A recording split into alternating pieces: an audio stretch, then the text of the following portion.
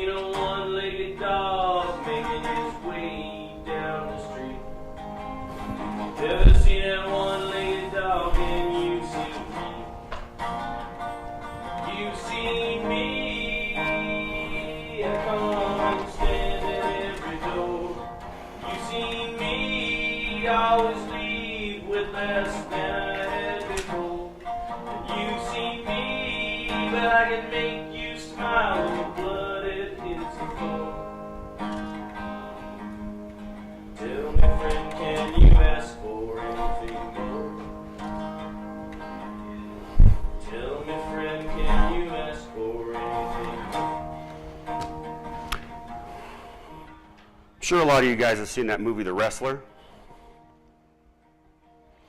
Mickey Rourke grows his hair, bulks up, does his thing and beats himself, does his thing in the ring and beats himself to a psychological pulp. Is Randy the Ram Robinson. Randy is the damaged character Bruce Springsteen portrays in the song that closes the flick. He's a mess.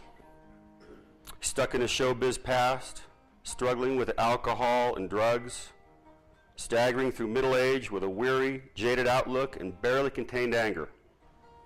But like most red-blooded American guys, even those of us who don't prefer spandex or tattoos, or even nylons packing BSDs,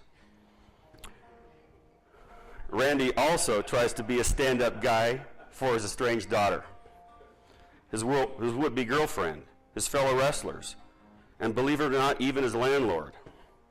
He hopes against hope to be an authentic hero instead of a phony stage hero.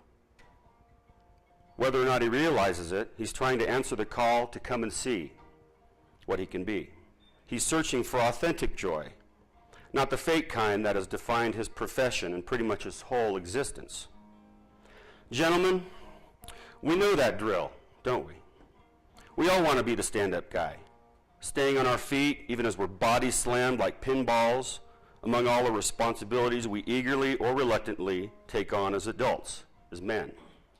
Family, work, mortgage, the upward striving, the dreams achieved or abandoned, the hair grayed or lost, the friends left behind, the fleeting joys, the crushing disappointments, the distractions, the addictions, the problems to be fixed or fought. And when we're knocked down, we get up, most of the time. Sometimes we'd rather not answer the bell. Make that the whole damn chorus of bells that bangs through our skulls like an unmuffled Harley. Despite all the blessings in our lives, there's still a lot of hollow ringing in our souls. And it doesn't leave a lot of room for anything else. We get emptied out, especially when we decide to go it alone.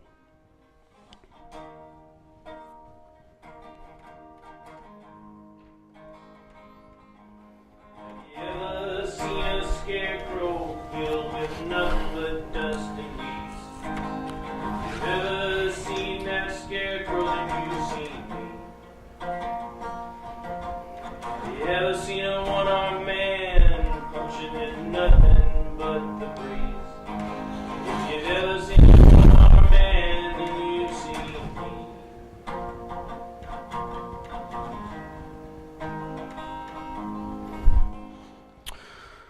Once in a while, we feel like we're living life with one arm tied behind our backs. Sometimes we ask God's help to get us up and out the door and into battle. We hate to give up control. We hate to hint at our human weakness. But a guy's got to do what a guy's got to do. And we'll make it up to him, though we know deep down that's not necessary. We know he loves us unconditionally and is more than happy to send his angels ascending and descending around us as followers of Jesus and as a loved and loving person. Those angels float around us every day. Our wives, our kids, our parents, our grandkids, our friends, our extended families in church and in life. They love us. They give us all kinds of authentic joy. But simply accepting it is easier said than done. We want to prove to ourselves and others that we merit all those blessings. We can't help but make it harder than it needs to be. You know how it is. We guys are always hanging around God's door thinking we got to do something above and beyond to get in. Maybe a good swift kick will do it. Sledgehammer, a slingshot. Whatever it takes to belong, to catch just a glimpse of that authentic joy and deep joy. Or maybe, just maybe, we can slip through a back door. I mean, God knows we don't deserve easy entry through that well-lit front door. And certainly we're not worthy of even putting our boots on the first couple rungs of Jacob's ladder. That's for the good guys, whoever they are. We'd rather wrestle with life and ourselves. We'd rather suffer for suffering's sake, stubborn and alone. We'd rather sell ourselves short in God's eyes. What's up with our aversion to real joy anyway? Why do we let it slip through our calloused hands like sand? And why, when we finally do get a grip on it, do we not let it comfort us against the cold and dark? These things that comforted me, I drive away. Place that is mine, a home I cannot stay. My only face in the broken bones and the bruises I display. I'm not saying good things don't happen. They do, all the time. Look at the camaraderie we've established, the fun and the fellowship we found this weekend. We tapped into our younger selves, perhaps. I know I did. Just watching y'all compete in those goofy, good-spirited games we threw at you. Good stuff, man. And we're all heading home with new friends, bonded in Jesus' love. That's even better. But the question is, how long will the buzz last? How long before we return to our old habits of self-denial and fear? Before we start beating ourselves to a pulp again?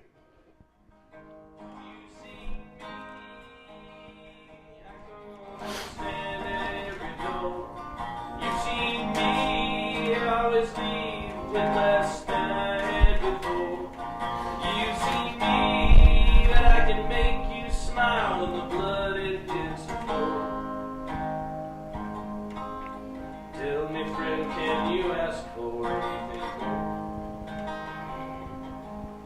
Tell me, friend, can you ask for anything more? Yeah, you've seen me. You've seen that guy. You are that guy. We eke out our lives in quiet desperation and don't mind a little blood on the floor now and again. We go for a good wrestling match with ourselves, with other men, and with God. It makes us feel alive, however fleetingly or falsely. We don't like to stay in our cocoons of comfort and complacency for long, do we? It's confining. I don't know about you, but I think Jesus wants me to be uncomfortable, which in turn makes me uncomfortable with him. Tell us, Son of God, can we ask for anything more? Or more pointedly, are we worthy of asking for more out of our scattered and screwy lives? Something more to be all we can be for the many people who love us. Can we ask to be better husbands, fathers, sons, earners, and all-around men? Whatever the heck that means. Can we ask for a clue on how to get out of our own way? So many questions, so many ways to push away the joy, so many walls to build between us and God. Because you know, we guys are builders. It started with Legos and Lincoln Logs. It just got worse from there, or better, depending on your point of view and your lot in life. I build with words, Todd builds with words and notes, other guys build with bricks and mortar, others with their acumen for business, or money matters, or medicine, or teaching, or whatever. We build outwardly because it's a heck of a lot less risky and uncomfortable than building ourselves up inwardly. I'm not talking about pumping iron a la Randy the Ram. I'm talking about doing the heavy lifting of pure joy, that sparkly, spiritual stuff we all grasp in the rare moment when we let our tough guy guards down. And that brings up the crux of what's often wrong with modern American guidom. Problems start when we build our own things or jobs or careers or families, and therefore our spiritual structures on crumbling foundations of fear, self-loathing, or ancient baggage. That kind of building ain't going to last. Todd and I know we've employed those lousy blueprints more than a few times during our combined 9+ decades on the planet. We've been through the ringer in many ways. But thankfully, with Jesus and God's help, we've rebuilt our lives and fastened our faith on much more solid ground. But still we suffer, we question, we fear, we struggle with the nagging suspicion that we just plain aren't good enough.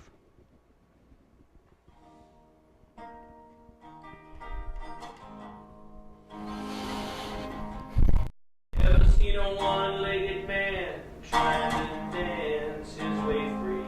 Ever seen a one-legged man in unity? Jesus was what in real life? Carpenter. His trade was to build earthly things, but his true job was to build our salvation through his very existence, and to build his story through to its predestined and glorious conclusion. And even now he yearns, never mind. He wants to help us build through him our relationships into something that will last and live beyond us in some form.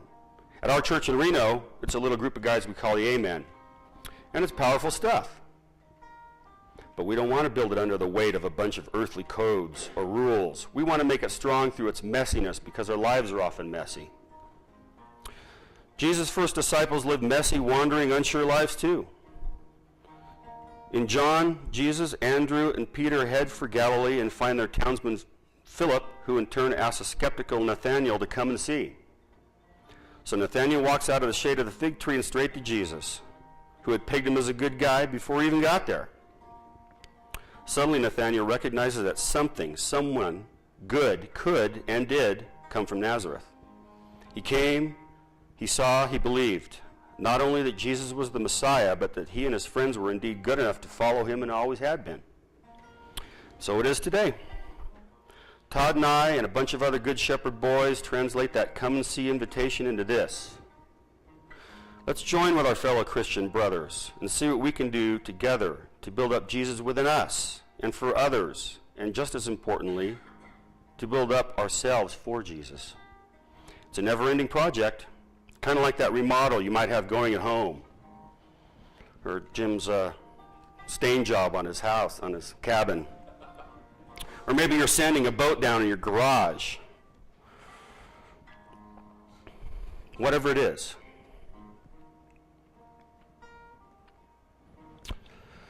Except that Jesus doesn't want it to end. In his world, the one he promises to all of us, good is eternal and joy is forever. We Amen are working to build ourselves into a strong body for Christ, without barbells or steroids. We're building up our joy day by day and guy by guy. A few years ago, we got on a roll with 3 straight well-attended men's retreat up here at Lake Tahoe, where the joy was abundant and inclusive and freeing. And miraculously, we smiled without leaving any blood on the floor. We will get those retreats going again after a much too long hiatus. And from time to time, we show up on friends' doorsteps in a communal show of support we call home invasions. In the past year, Todd and I were both on the receiving end of these quiet, impromptu, yet powerful little get-togethers when my mom died and when his dad died. The ideas and blessings keep coming, and the more guys who join us, the bigger the blessings will be.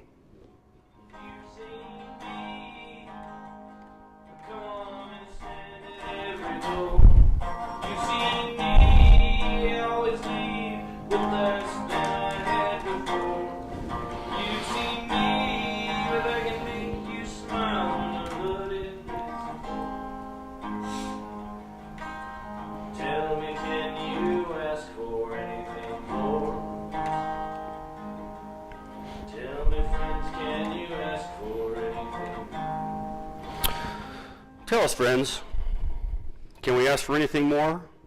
Oh yeah, brothers, we sure can. And Jesus wants to give it to us. He already has.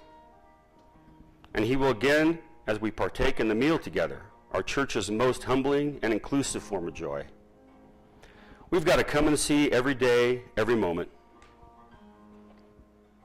Here's a resolution that we as guys can make stick, to let the joy that is Jesus wash over us among Lake Tahoe's mountain majesty, or in our homes or offices or wherever the Spirit finds us, every day and always. Amen.